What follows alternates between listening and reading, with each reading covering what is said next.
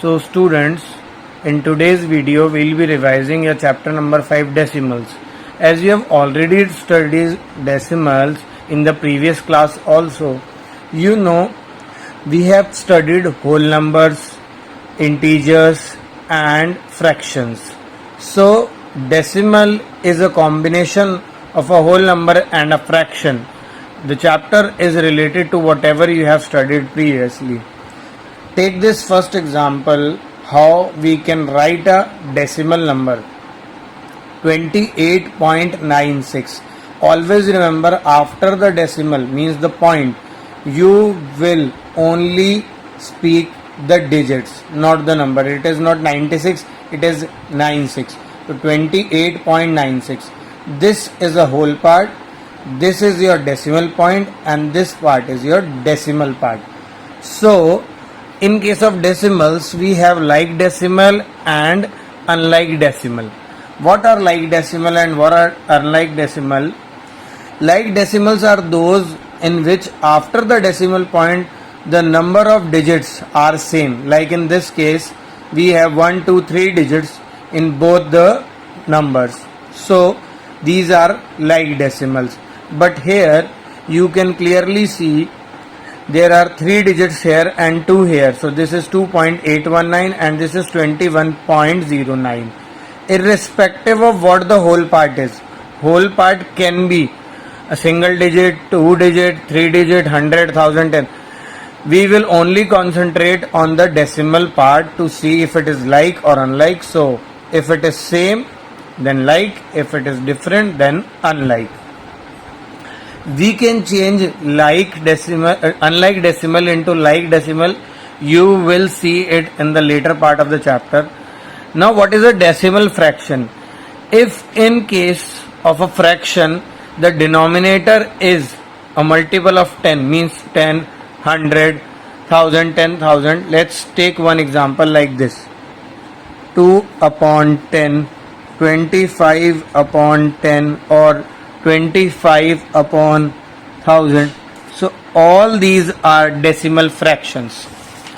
Now coming to this important part, here is the page from your book that you all need to see very carefully. Writing a decimal in a place value chart. This will cover your exercise 5.1. These concepts are very important for you to understand. Like you have already studied the place value chart in case of whole numbers, natural numbers. So here you will study in case of decimal number also, like ones, tens, 100, 1000. But after decimal, 1 upon 10 is written as tenths. 1 upon 10 is written as tenths. 1 upon 100 is written as hundredths. So it means 0.1, it means 0.01 and so on, 0.001, that is for thousands. So that is where you have to keep in mind. Here you will keep on multiplying and here you will keep on dividing. Fine. Now how will you name them? How will you expand a number that is given to you? Let's see this example, 200.075. In case of 200.075, we can clearly see we have a decimal point. Decimal point can be written like this. So now 2 at 100 place, 0, 10 and 3 at 1's place. Now again we have 0 at 10th place, 1 upon 10. In place of this we will write 0. 1 upon 100 we will write 7 at this place, and for 5, 1 upon 1000. This is very clearly defined here. Now how will we change? How will we see what is the place value? So place value of 2 is 200, like this, 2 into 100, 200. 0 is 0, so you can write it as 0. You can skip it also. In place of 3, 3 is at once, so it will be 3. Now coming to the 10th part, 0 upon 10, again 0. 0 is nothing but 0, you can replace it with 7 upon 100. See, 7 upon 100, 0.07, like here 0.7. Now 5 is 0.005. See here 5 upon 1000, 0.005. Clear this thing? Now, how will we write place value form? 200 plus 010s plus 31s plus. So you can write it like this in place value form. You can write it in fractional form. That is a very common thing in fractional form. Like I already told you that they are interrelated. Fractions are related to decimal. And then the decimal expansion which you have already converted. So you will write it like this and add them. In other words, we can write it at 203.075. So this sums up your exercise 5.1. Now for exercise 5.2, you have equivalent fraction like you had, equivalent decimals we have like you had equivalent fractions. So they are also interconnected. Like see this example, this is a basic and classical example. 4 upon 10 can be written as 0.4 in case of decimal, and in case of decimal we can put 0 after the decimal part and it won't change its value, like 0.40, 0.400, 0.4000, all these are same. Why? Let me explain you. If we write 40 upon 100 for this, 40 upon 100, if we remove the decimal point we will write 100. As you already know, after decimal point the number of digits we have, we will write that number of 0 after 1. So in this case 400 upon 1000 and 4000 upon 10,000. Again zeros will cancel out and in the simplest form you will get 4 upon 10, 4 upon 10, 4 upon 10. So this will be the same. So that is your equivalent decimal. So all these are same because in the simplest form all of them will be same. So from unlike to like, how will you change? See this example, we have 1.5, 0.28, 31.432. Always remember, you don't have to consider the whole part. You just have to see the decimal part. Whole is your whole number. Let it be as it is. So how will we make them like? See, these are unlike because here you have 3 digits, here you have 2, here you have 1. We can add zeros after them to make it like. For example, in this case we will write it as 1.500 because the maximum number of digits we have after decimal are 3, 1, 2, 3. We will write it as 0.280, 31.432. So all become like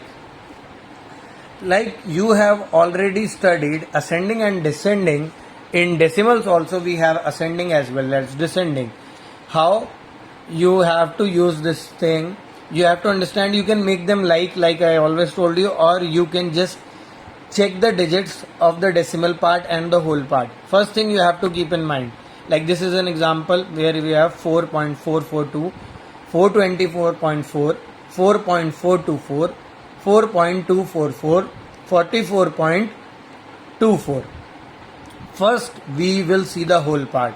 If the whole part is bigger, we will consider that digit first while we are doing descending to ascending. If it is bigger, descending to ascending, like you always used to do. And in case of ascending, we will see the smallest digit. First consider the whole part. So in this case 4.244, 4.424. See, both are 4, but here it is 244 and here it is 420. So 424 is greater. So now 424 will come. Again 4.442, it is greater than this, it will come. So all are 4, but their decimal part is different. Now 44, which is greater than all these 4. So we'll write 44.24 and 424.4 last. So you can see we first considered the whole part, then the decimal part. Always remember.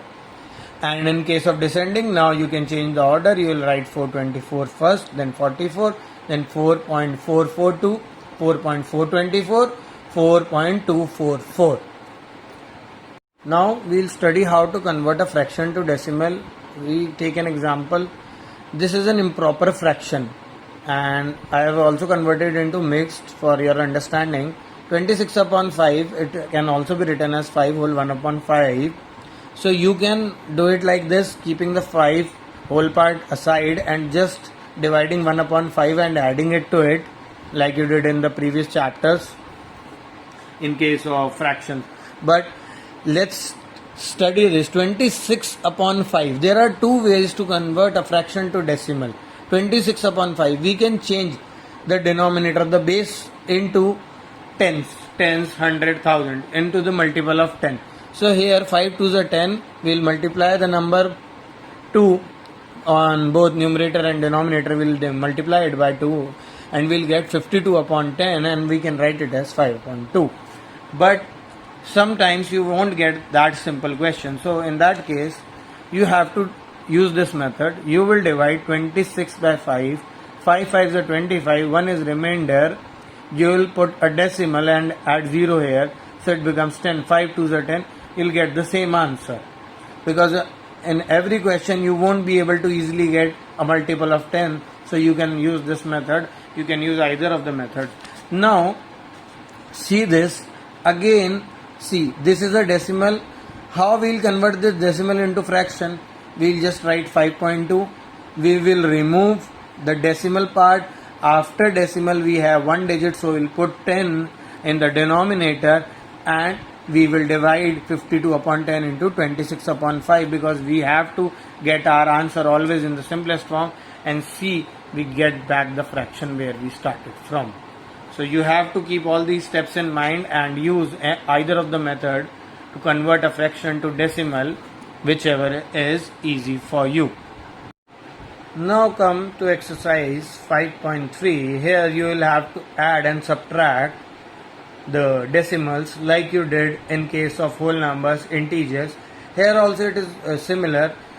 The only thing that you have to keep in mind, whenever you are adding two decimals, you have to keep the decimal one under the other regardless of where. So this is an example, 36.89 and 15.3. So both of them are unlike. So first we'll convert them into like. We'll add 0 here and now it becomes like, and then we'll add it like a normal number. 9 and 0 is 9, 8 and 3, 11, we'll write 1, we'll take 1 carry, 6 and 1 7, 7 and 5 12, we'll get 2 carry 1. Answer is 52.19. It is like that, but just keep in mind you have to make it like and decimal under the decimal. Okay. Similarly, we can subtract them also like this, keeping again decimal under decimal and making them like, and we'll get 21.59. And just for your understanding, you can get answer minus also, like you did in case of integers. You'll do the similar thing. Just keep in mind, you will always subtract the smaller number from the bigger and put the minus sign, because the bigger number is having minus sign. Now where we will use all these knowledge, these decimals that you have studied in real life. So you know 1 is equal to 1 by 100 of rupee, 1 rupee is equal to 100 paisa. Similarly, 1 kilometer is equal to 1000 meters, so you will write 1 meter is equal to 1 upon 1000 of kilometer. 1 meter is equal to 1 upon 1000. 1 centimeter is equal to 1 upon 100, because 1 meter is equal to 100 centimeter. So we are just taking all these 100 in the denominator, so we will be able to convert into smaller quantities. 1 gram is equal to 1 upon 1000 kgs and 1 milligram is equal to 1 upon 1000 gram, and in case of milliliter, 1 milliliter is equal to 1 upon 1000 liter. Now let's see this example. This is a question from your book. Here you have 0.009 minus 901 plus 1007.9 minus 0.9. So you can see there are two digits, two numbers which are minus and two are of positive sign.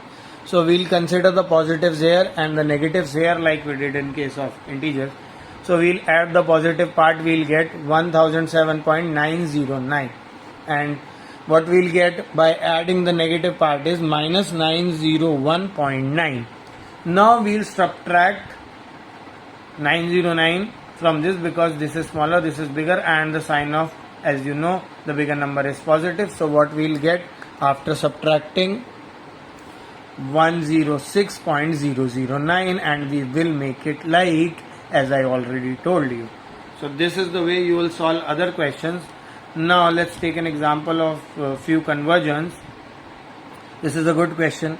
Here you have 87 gram and 28 milligram, and you have to convert both of them to gram.